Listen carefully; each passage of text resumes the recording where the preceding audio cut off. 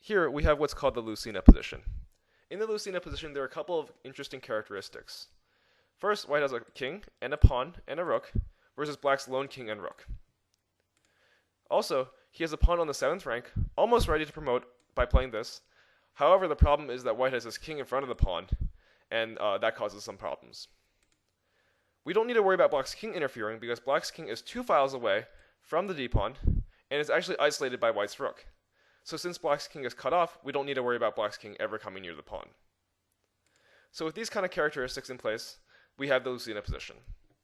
Now, first I want to tell you that the Lucena position is a win for the side with the rook, pawn, and king. So in this case, white should be able to win this position. Obviously, white's going to try to promote his pawn onto d7. He wants to play the move d8, but the problem is his king is in the way. However, it seems like it's not that simple to get his pawn onto d8 because the king can't really get out.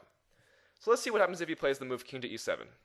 It seems like white can just simply step in with d8 and it should be an easy win. However, if black plays the move rook to e1 check, then white is either forced to come back to d8, which blocks the pawn again, or he can play the move king to d6. However, king to d6 doesn't really work. Black can keep checking white's king, like this. And white's king can't really get close to black's rook. He can't go like this, because after rook to d1 check, white is actually forced to move his king back to c6 or e6 to continue protecting his d7 pawn.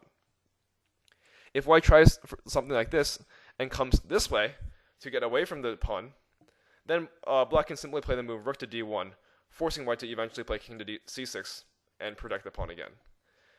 So clearly here, white can't really make progress by moving his king out from the pawn immediately.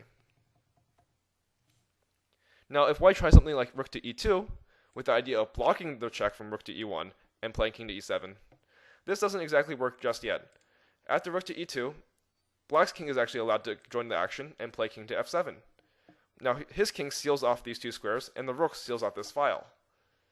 Now, white can't really get his king out, and he's probably forced to play something like rook to f2 to drive black's king back to the g file.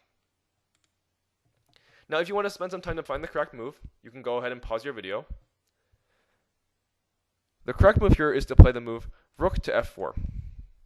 Now, this move seems a little bit strange. It's not really doing anything that helps white, it seems like. Rook to f4, the 4th rank doesn't seem to have any great importance. And, okay, sure, it keeps blocking the king, but it doesn't seem to do anything to stop the rook's checks. So let's say what happens if black plays some sort of waiting move. Let's say black plays king to g6, for example.